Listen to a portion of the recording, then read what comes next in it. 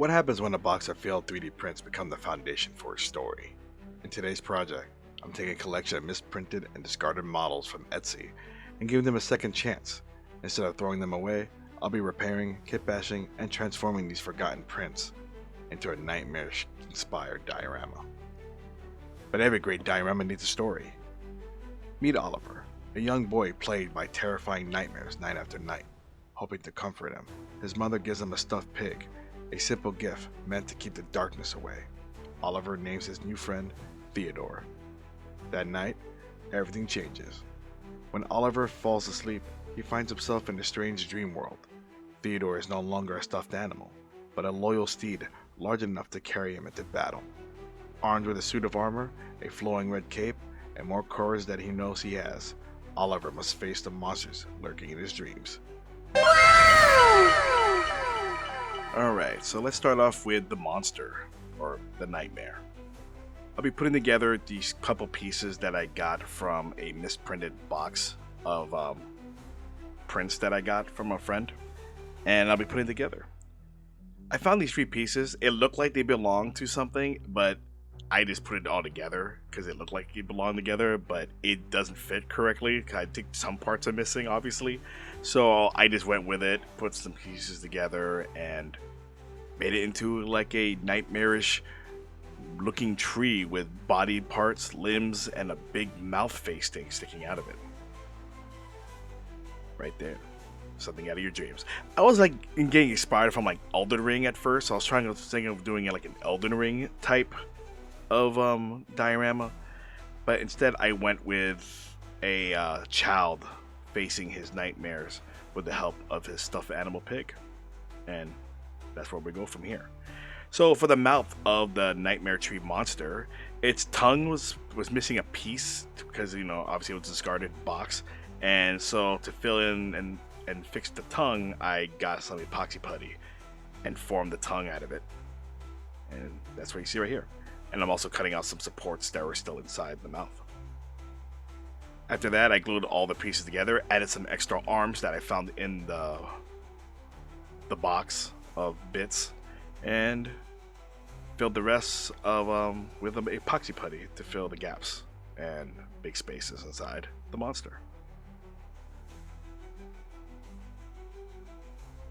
It was hard to keep up the tree up because it definitely didn't belong together, but I made it work. And yeah, here I was originally going to put on a wall frame, picture frame that I've been doing with my dioramas, but the nightmare tree was too like tall to fit in there, so I just went with a wooden panel that I got from Dollar Tree and some extra craft smooth foam that I still had left to build the base of the dreamscape nightmarish land. As you can see here, I'm putting on some texture paste, and then put in some glue, and then placed the nightmare tree above, or on top. Right here is Oliver, the little boy that's on a pig. I saw that miniature, and I said, hey, let's make a story out of it. He had a cute little wooden sword, but I'm just going to make it into a real sword in the diorama, and put him a little crown. He had a little chest body armor, and a red cape.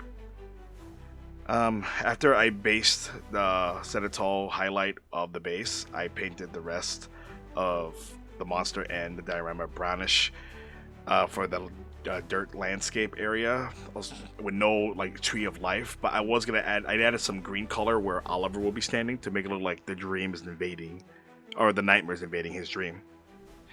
For the monster, I'm mixing it up with some darkish red, brown, and then red again, and then purple again, mixed in to give it to look like a red purplish tone look of a nightmare that's affecting the land. As you can see, I'm trying to blend it in with the land with the monster as well, as its presence is affecting the dream.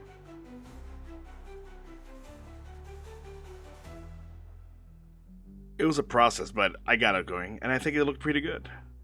For the mouth, I did added some colored teeth on the teeth area. Obviously made his tongue red. For that base area, I just kept it with the color and made it red for that stone base that's right there on top.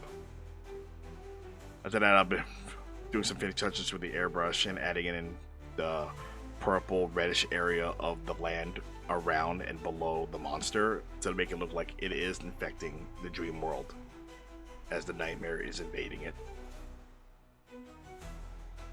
Alright, so in the end I did end up putting red on the stone base for the monster.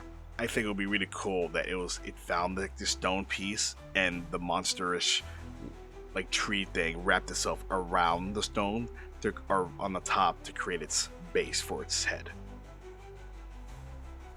I used blood red for the color. And I think after that I added some washes, purple wash mixed with some blue and red washes on the monster. And then I'll be painting the rest, but during that part, I'll be having my friend Rue Ryder, who's a great voice actress, to narrate the story of this incredible fight between Oliver and his pet Theodore against the nightmarish monsters. Enjoy! For weeks, Oliver had dreaded going to sleep. Every night brought the same horrors, twisted creatures lurking in the shadows, watching from dark corners and waiting for him to close his eyes. No matter how hard he tried, he could never escape them. His mother noticed the exhaustion in his eyes. One evening, before bed, she handed him a small stuffed pig she'd found at a local shop. "Maybe he'll keep the nightmares away," she said with a smile. Oliver hugged the toy tightly and named him Theodore. That night, as rain tapped against the bedroom window, Oliver drifted off to sleep. When he opened his eyes again, he was somewhere else. A vast dreamscape stretched before him beneath a swirling sky. The forests were twisted, the mountains crooked, and strange shadows moved in the distance. Then he heard a familiar snort. Standing beside him was Theodore. Only Theodore wasn't a stuffed animal anymore. He was a massive pig, nearly as tall as a horse, wearing leather barding and carrying supplies across his back. Theodore nudged Oliver forward, and from a nearby stone stood a suit of armor and a brilliant red cape. As Oliver fastened the armor and mounted Theodore, he realized why he had been brought here. The nightmare creatures had followed him into the dream world. Towering monsters emerged from the darkness, stitched together from fear itself. Their claws scraped against stone, and their glowing eyes pierced through the fog. For the first time, Oliver didn't run. With Theodore charging beneath him, he rode straight toward the monsters.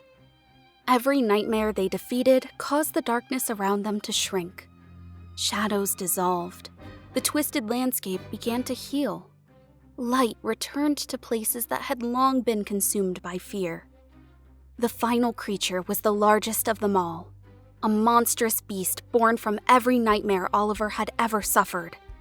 The battle shook the dream world, but together, Oliver and Theodore stood their ground. When the monster finally fell, the darkness vanished with it. Oliver awoke the next morning in his own bed. Theodore sat quietly on the shelf beside him, looking just like the stuffed pig he'd always been. Or had he? Oliver smiled. For the first time in weeks, he had slept peacefully, and the nightmares never returned.